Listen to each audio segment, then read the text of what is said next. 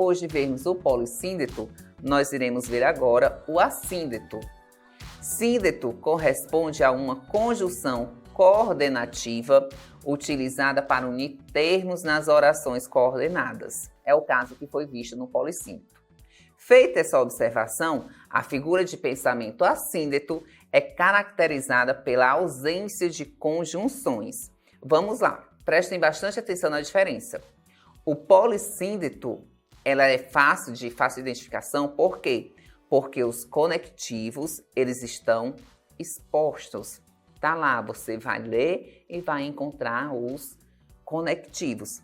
Já o assíndeto é caracterizada pela ausência dessas conjunções, pela ausência desses conectivos. Nas frases, nos trechos, esse conectivo ele não vai aparecer. Eu vou subentender que ele está ali, mas ele não vai aparecer de maneira escrita, ele vai aparecer subentendida. Já no polissíndeto, ele aparece com a maneira escrita. Eu vejo a repetição desses termos.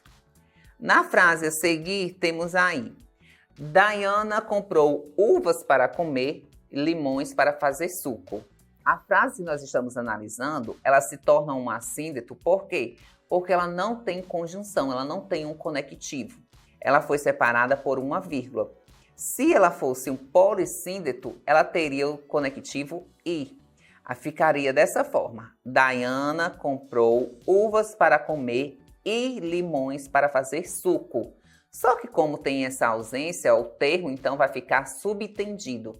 Eu subentendo que tem esse termo, mas ele não vai aparecer na minha frase. Então, assim, a principal diferença do assíndeto para o polissíndeto é que polissíndeto, os termos conectivos, eles aparecem na frase. E o assíndeto, os termos ficam subentendidos, eles não aparecem. Outro exemplo: a tua raça quer partir, guerrear, sofrer, vencer, voltar. Nesse caso aí, nós percebemos que há falta de conectivo, então a figura de linguagem é o assíndeto. Se eu fosse acrescentar, eu poderia acrescentar aí, na segunda parte: a tua raça quer partir, guerrear, sofrer, vencer e voltar. Só que como eu estou utilizando o assíndeto, então eu não preciso colocar esse conectivo. Eu só fico com ele subentendido. Se fosse polissíndeto, aí sim eu colocaria o conectivo. Passando para outra figura de linguagem, nós temos o anacoluto. Anacoluto é uma figura de linguagem na qual um termo no início do enunciado acaba sendo isolado, perdendo sua função sintática. Desse modo, a palavra ou expressão isolada é tida como uma espécie de tópico a respeito do qual o enunciado fala. Por afetar a estrutura do enunciado e a disposição dos termos linguísticos que o compõem, o anacoluto é classificado como figura de síntese ou figura de construção. Espera aí, vamos analisar com calma, não precisa desesperar. Anacoluto é uma figura de linguagem, tá certo? Isso aí tá claro, todo mundo, nós estamos vendo isso, então ficou bem claro.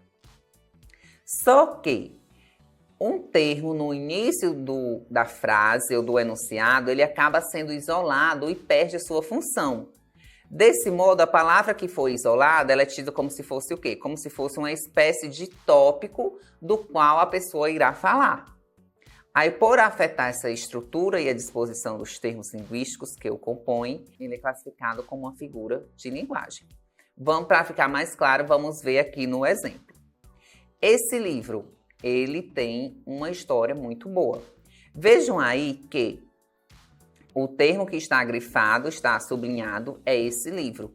E logo em seguida ele o separa do restante da frase com uma vírgula e inicia: ele tem uma história muito boa.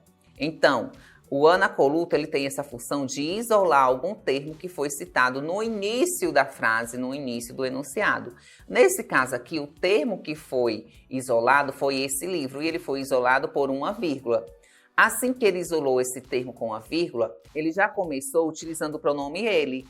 Ele tem uma história muito boa. Se nós formos analisar, vejam aí o que é que o anacoluto ele faz. No caso acima, que é o caso da frase, o termo esse livro serviria como sujeito na oração.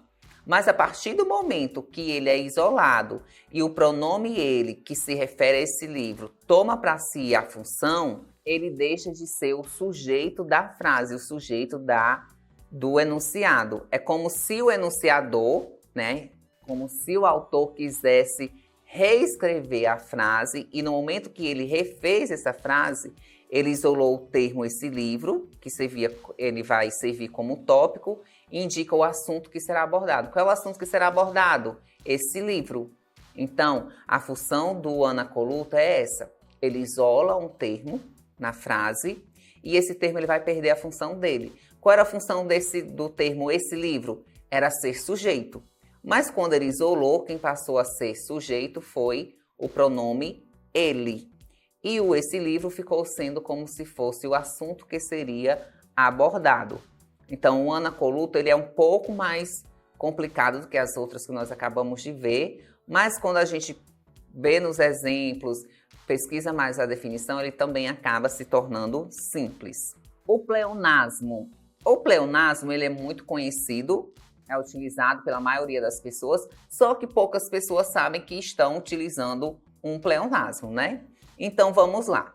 Repetição enfática ou redundância de um termo que soa desnecessário no discurso, o qual pode ser utilizado intencionalmente, que é um pleonasmo literário, ou pode ser como figura de linguagem, ou por desconhecimento das normas gramaticais, que é o pleonasmo vicioso. Nesse caso, um vício de linguagem. Vamos ver aqui. Pleonasmo é uma repetição enfática ou redundância de um termo que soa desnecessário. Quando ele é utilizado intencionalmente, ele é considerado um pleonasmo literário. Quando ele é utilizado por desconhecimento, ele é considerado um pleonasmo vicioso. No caso de pleonasmo vicioso, todo mundo já ouviu a mãe ou algum conhecido dizer assim: entra pra dentro. Entra pra dentro, menino. Se eu entro, é claro que eu vou entrar para dentro. Isso se torna um pleonasmo vicioso. Ah, sai aí para fora. Se eu estou saindo, é claro que eu estou saindo para fora. Então, esse é o tipo de pleonasmo vicioso que é o mais utilizado no nosso dia a dia.